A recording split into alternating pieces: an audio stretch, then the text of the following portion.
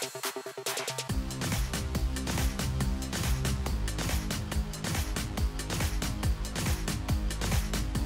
evening, ladies and gentlemen. Welcome to Triple N Media. I am Dr. NIK NIKAM, and today we are going to be talking about Friedreichs ataxia, which is an imbalance in the gait and muscle coordination. Friedreichs ataxia is an autosomal recessive inherited disease which occurs in 1 in 50,000 population. It is a progressive degeneration of the nervous system, especially involving the spinal cord, which affects the extremity muscles and also the respiratory muscles, namely the chest muscles. It is associated with scoliosis, heart disease like cardiomyopathy and irregular heart rhythms, and also 20% incidence of diabetes mellitus. It affects the nerve fibers, which interferes with the conduction of nerve impulses. Ultimately, these patients who suffer from Friedreichs ataxia will be wheelchair bound. For more information, I would suggest watch Kyle Bryant on YouTube to get an idea as to the extent of this disease. Today, we are going to be talking about Friedreichs ataxia, a personal journey, and my special guest is Hari Rao, and he's going to share his story about his son, Vishnu, who is 15 years at this time. So let us begin. Hari, welcome to Triple N Media. We're delighted to have you. This is not an easy story to share. It's not an easy experience to share, but I'm glad you are here to talk about Friedreichs ataxia and your personal journey involving your son. Give just a word about your background, and we'll talk about Friedreichs ataxia. Thank you, Dr. NIK, for taking time today, and thank you for the audience for listening today. My background, I'm an IT professional. I've been an IT professional for about 25 years. I live in Houston, Texas. I'm an engineer. I graduated in an engineer computer science. So that's kind of my background. And that's fascinating. Okay, let's talk about Vishnu, your son, who is now 15 years old. How old was he when they diagnosed Friedreichs ataxia? He was a normal child until age 9. He was playing soccer, he was going to school. We didn't really see nothing wrong with him until age 9. And maybe around the age 10, he was walking like a penguin, like a duck, basically, side to side, waddling, We thought something wrong with this child, and we, started with a pediatrician, and then pediatrician sent to a neurologist. And neurologist took about 2 years to, it's not an easy one to diagnose. There could be, he told right away it's an ataxia, but there are lots of different types of ataxias. Spinocerebellar ataxia, Friedreichs ataxia, there are, variations of ataxias. So he got to be conclusively, and they have to have an evidence that it is a certain type of ataxia. So it took about 2 years. And at age 11, when he was 11, we got the genetic confirmation that he was a Friedreichs ataxia. And we were told that it's going to be fatal, and there is no cure for the disease, and there is nothing they can do about it. Yeah, that is true, because this is a genetic abnormality which involves the nervous system, especially the spinal cord, that sends the signals to the muscles to work in a coordinated fashion, especially involving the upper and lower limb extremities. Okay. When you went to the neurologist, you said it took 2 years. Why was it taking so long for them to pinpoint the diagnosis? Because they had a lot of theories. Initially, he thought it was cerebellar ataxia. He focused on, and then he was doing CT scans, he was doing MRI scans, he was looking for changes. Wait 6 months and see if there is any difference. Yeah. And then he thought it was, spinocerebellar ataxia, something was happening in the cerebellum. He was thinking it could be sporadic ataxia, environmental, or, something like that. He didn't really think it was a, Friedreichs ataxia. So they need to be, they need to do their homework basically to come to a conclusion, because there are so many varieties. It's not unusual. I was told that typically the diagnosis takes about 2 to 3 years for him. Right? So in this period, 2 to 3 years, was your son getting progressively He was worse? getting progressive. That's what they wanted to see. Yeah. They wanted to see, was it progressive? Yeah. So they would check today and then they say come back 6 months and they will check again and say, oh yeah, it's moving. So then he knows that it is progressing. So that's what he wanted to say. Okay, he will say do the scan, and then because they got to compare one scan versus another scan, and one MRI versus another MRI, see if there are any changes. One CT scan versus another CT scan. One echo versus another echo. So they wanted to wait certain time and compare these reports, blood works, to see if something was going on. So what are they actually looking for in an MRI? To see if there is an atrophy. Atrophy means there was something, some degeneration and destruction of the nerve cells and the nerve fibers. They would focus more on the cerebellum. They were looking for degeneration in the cerebellum, but they couldn't find anything. It was cerebellum was very normal. It wasn't the spine, so they completely missed the part. Yeah. So they were checking the brain. Yeah, that's what I wanted to emphasize. The Friedreichs ataxia especially involves the spinal cord and the nerves that send the impulses from the spinal cord to the arms and the leg muscles, so that they progressively get weaker and weaker and lead to what's called disuse atrophy. That means the muscles become flabby because they are not exercising on a regular basis as we do when we are walking or picking up weights, things like that. So what was the thing that conclusively said, well, this is it? It's a genetic test. It's a very expensive test. And it was very new. It was 2015. It was very new at the time. And it's called Ataxia panel. So they would look at all of the genetic diseases, and it's a $25,000 test. And they do it typically if they suspect, then they looked at every other angle and like they couldn't find anything. Then they say, okay, it must have been genetic because the blood work was normal, CT scan was normal, MRI was normal. So it must be chromosome related. So you talked about ataxia panel. It's a blood test. Or did they do you give the blood, but it's a genetic test. They do the sequencing. Okay, it's not like genes. they did a biopsy of the nerve fiber or something like that. Okay, tell us, where was this done and how did they find out? Well, it's called Athena. It's a company that does it, Athena. And then we have to send the blood work of both the parents as well as the children and the siblings. So they compare all of people's blood.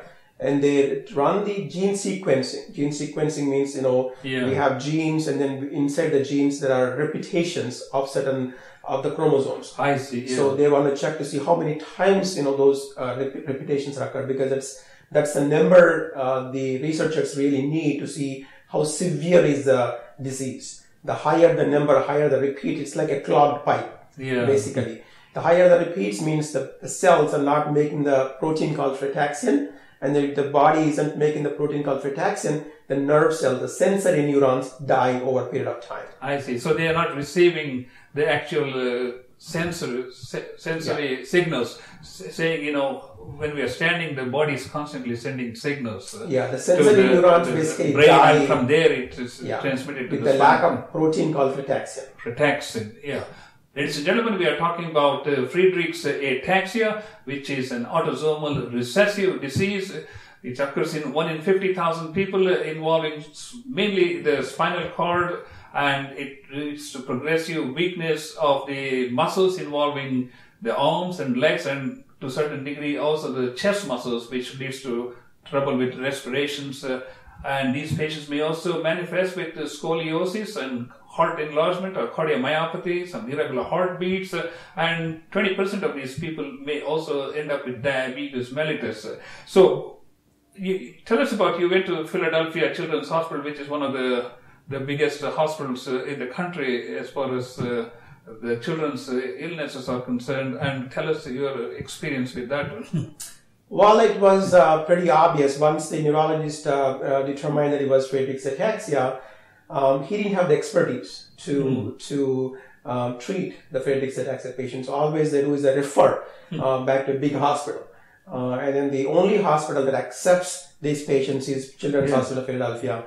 And they have a Friedreich's ataxia clinic. And there are experts there who know how to treat those patients. And it was a referral. And we went and saw Dr. David Lynch. He was the expert neurologist at Children's Hospital of Philadelphia, and then he took over from that point of time. And we continuously go to him, every 6 months. I see. Okay, what are the things that they are able to do in Philadelphia Children's Hospital? It's a very good question. Honestly, nothing. It's nothing. It's kind of a sad answer. Yeah. But he even tells me that people come to listen to my bad jokes because he jokes. Yeah. There's nothing else to do other than joke, right? He talks to you saying, "Oh, what did you do yesterday? What movie did you watch? What else can you do?" There's nothing there, right? So the thing they do is they do disease progression studies. So they monitor the disease. The reason they do is that it provides data to the scientists. It provides data to the researchers to see how the disease is progressing, as what things are changing. And they have a neurological score that they monitor. It's called FARA score, Friedreichs Ataxia research, FAR score. So it's a neurological measure of how a patient is doing.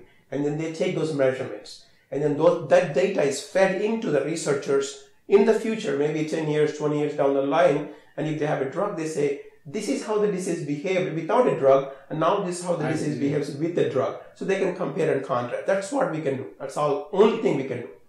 Yeah, that's kind of interesting, but it's real sad, when it's involving one of your own children. Yes. Ladies and gentlemen, we are talking about Friedreichs ataxia, which involves the sensory nervous system and also the spinal cord, which leads to progressive weakness in the muscles involving the arms and the legs, and also leads to scoliosis and heart problem and diabetes. Okay, once they said, they can't do anything, it's kind of like you're at the end of the road. I mean, more or less, because you were hoping that something may come out of this, maybe something may come out from the experts. But when we reach the end of the road and the medical profession says, I'm sorry, I can't do you anything, I don't have anything to offer, what do people do? It's a lonely feeling. I mean, I heard sorry from a lot of doctors. I called, doctors in Italy, I called doctors in Germany, I called doctors in Argentina, and then maybe there is something out there. And then everywhere I heard sorry.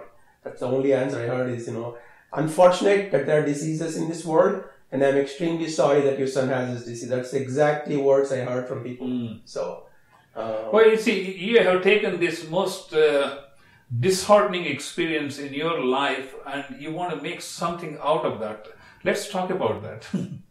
Absolutely, it's awareness, right? I don't want to take no for anything. So the doctors are doing research. So there is hope that future generations of kids will have something, and we need to continue the research. We need to bring awareness.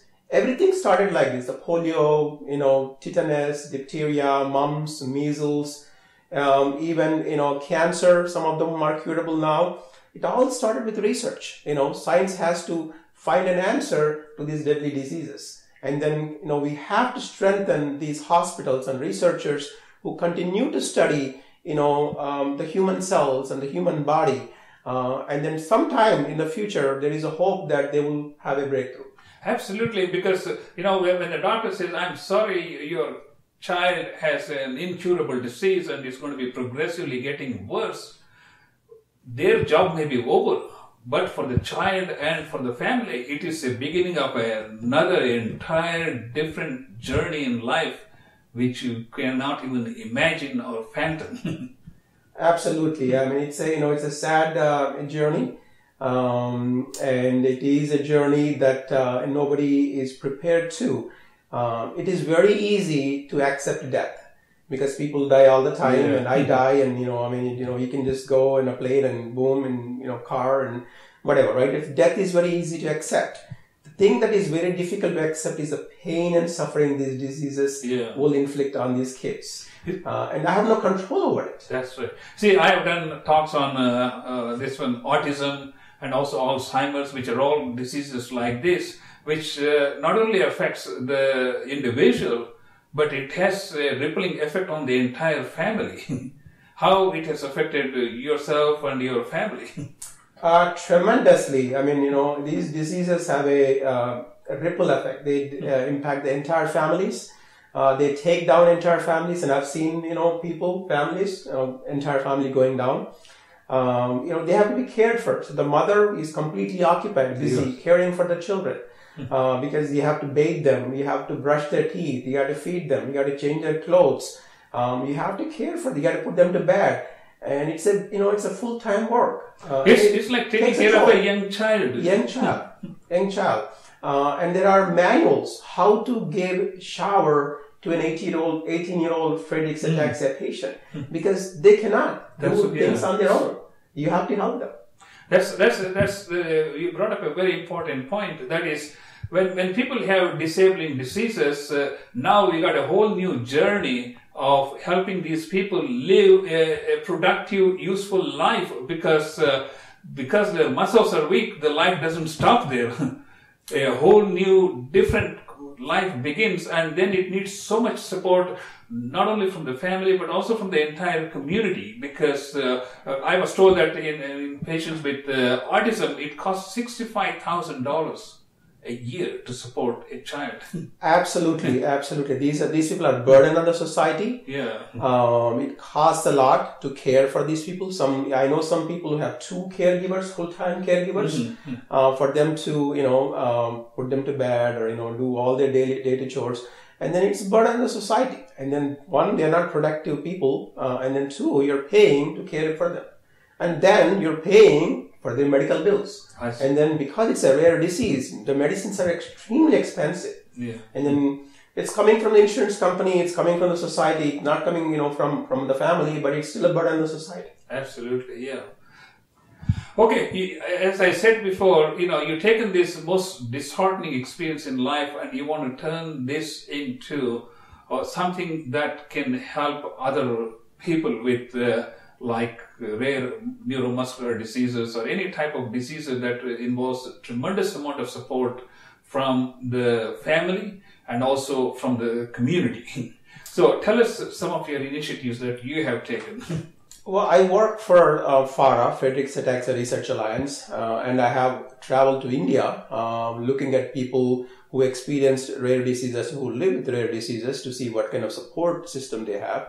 In India, it's just non-existent. Okay, so people are just abandoned, and then they go from a middle-class family to extreme poverty because they cannot walk, they cannot talk, they can't go to school. And, the government, there is no support system like here in India at all. And there is no research. Research in India is just non-existent. And there is no process. Even if you go to a neurologist, he doesn't have a process in India to deal with these situations because they're overwhelmed with existing patients. So it's a very touching story in India. And then the only thing that we can do at this point is support the research that FARA is doing and support the research other medical organizations such as MDA, it's called Muscular Dystrophy Association, is the parent organization of FARA. And also there is a National Ataxia Foundation. It is the umbrella organization of all the ataxia-related disorders. And also there is a NORD, N-O-R-D, National Association for Rare Diseases. And there are similar organizations in India also, which is called Rare Diseases ORG and ORI.org, Organization for Rare Diseases in India. So we need to support these organizations. We can do walkathons, we can do runs, we can do a charity volleyball tournament. We can educate people because this is a long journey and this is not a journey that's going to go away. Floods come and go, hurricanes come and go, diseases come and they don't go. They are here to stay. And we have to help these organizations every year, strengthen them both financially as well as awareness, bringing in the society, and help them continue the research. So at some point, at some day, we have a society that is free of diseases. Diseases do not discriminate between Indians and Americans. They attack everyone just like the same. They don't know who you are. So we as a society have to come together. Americans, Indians, Telugu families, Tamil families, Arab families, to fight these diseases. That's true, yes. Ladies and gentlemen, there are many ways you can help these types of associations and especially the patients with rare diseases and especially those who need a tremendous amount of support medically and also in terms of their day-to-day activities. So the best way is for you to volunteer, you can donate, and you can also spread the message across so that hopefully these people who are suffering from these most disabling diseases can at least have a sort of a respectful life. The future generations, at least, you know, it's my dream that we can stop here, that these diseases today. And if the research continues, and if you all support the medical research, and if we can find a good breakthroughs, we will have healthy children. And then those children who come out of these cure will lead this nation and the world in a new way instead of sitting in a wheelchair. That's absolutely right. One good thing about Friedreichs ataxia is their mental functions are not affected as much as the muscles and the respiratory muscles. So maybe we can touch upon that one. Absolutely. Their mind is hyperactive, you know, because their body isn't cooperating with the mind. There is a disconnect. So they wanted to go to Hawaii, but they cannot. They wanted to walk, but the body doesn't cooperate. So the mind is actually hyperactive. So it's called the compensation effect. So they're usually a lot smarter than average people, like ALS, for example, Hawkins. So their mind wanders around thinking in different ways, and, you know, thinking beyond the limitations. Our limitations, because their body is disabled. They can't do anything. So the mind just goes crazy on them. Okay, before we conclude, let's talk about Kyle Bryant, who has been a great spokesperson for Friedreichs ataxia. Tell us a little bit about him. He's an amazing guy. He was diagnosed at age 17, and then, you know, doctors gave him 10 years, you know, maximum 27, he's going to die. And you can get depressed, and you can just fall your way, and you can just give up. But he said, I'm not. And he said, I'm just going to bring awareness, and I'm going to save lives in these 10 years, what I have. So that's what he does. So he picked up this thing called Ride Ataxia, and he organizes bike rides in every city, 29 cities across the world. And then he raises funds for Friedreichs ataxia, and he non-stop, he bikes. So he went 3,000 miles from California to Maryland, bringing awareness of this disease, bringing awareness of the rare diseases. And he is an inspiration. He's like a Forrest Gump. People follow him. People, you know, look up to him. And then that inspires him in turn, because he's inspired by other people who are inspired by him. So it's a ripple effect. And then instead of sitting there in the couch, dying, thinking about and getting depressed, he's take on the world, and then he's take on this challenge of raising funds and then finding a cure for this rare disease. And he has made a movie called The Ataxian. Please watch that movie. It is a great experience of his journey, how he was able to overcome the life-threatening disease and being able to give back to the society. And that he does it as a full-time job. That's absolutely, you know, really touching. Also, let's talk about what's one website where they can go to find more information about Friedreichs ataxia, and also maybe they can do their part in contributing something to support these patients. Yeah, please. I mean, it's, Google, of course, you can Google Friedreichs ataxia, but there is a website called CureFA, CURAFA.org, CureFA.org. You can go there and find out information on this particular disease and what you can do. You can volunteer, you can, you know, do a walkathon, or you can contact me as well, and then, you know, we can partner together. I'm open to listening, you know, for new ideas and working with you all. Let's give out your contact information. So you can call me at 586-303-7599, or you can look me up on Facebook, Hari Rao. Or you can look me up on LinkedIn, or you could just call me 586-303-7599. Yeah, that's a great way to, you know, find out more about Friedreichs ataxia, especially if one of your close friends or family members are having similar symptoms, so that you have a much better understanding of what people go through in terms of early stages of diagnosis and how to manage these patients on a long-term basis. Hari, it's been a pleasure talking to you. I'm delighted you were able to share your very touching story about Friedreichs ataxia. Ladies and gentlemen, please visit the website he talked about. Again, give out the website address one more time. It's curafa.org. curafa.org. Thank you so much, and we'll see you next time, ladies and gentlemen, and please do subscribe to our YouTube channel.